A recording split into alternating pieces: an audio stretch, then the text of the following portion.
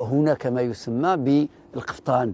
القفطان والمنصورية، وهذا اللباس هذا جاءنا من الأتراك في عهد المنصور الذهبي الذي كانت له علاقة مع الأتراك.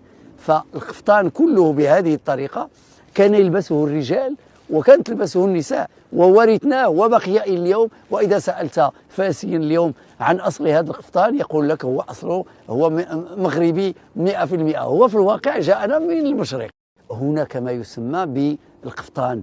القفطان والمنصورية، وهذا اللباس هذا جاءنا من الأتراك في عهد المنصور الذهبي الذي كانت له علاقة مع الأتراك.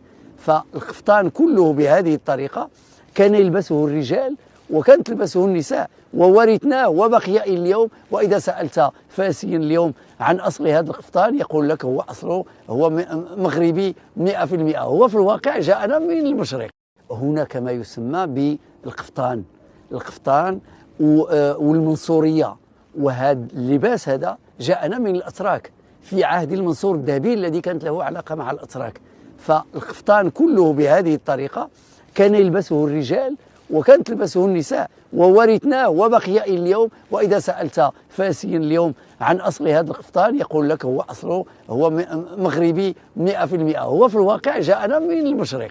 هناك ما يسمى بالقفطان.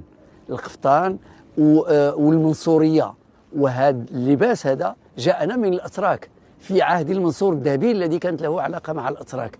فالقفطان كله بهذه الطريقة كان يلبسه الرجال وكانت تلبسه النساء، وورثناه وبقي إلى اليوم. وإذا سألت فاسيا اليوم عن أصل هذا القفطان يقول لك هو أصله هو مغربي 100%، هو في الواقع جاءنا من المشرق. هناك ما يسمى بالقفطان.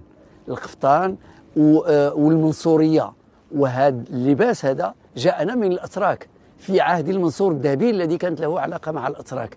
فالقفطان كله بهذه الطريقة كان يلبسه الرجال وكانت تلبسه النساء، وورثناه وبقي إلى اليوم. وإذا سألت فاسيا اليوم عن أصل هذا القفطان يقول لك هو أصله هو مغربي 100%، هو في الواقع جاءنا من المشرق. هناك ما يسمى بالقفطان.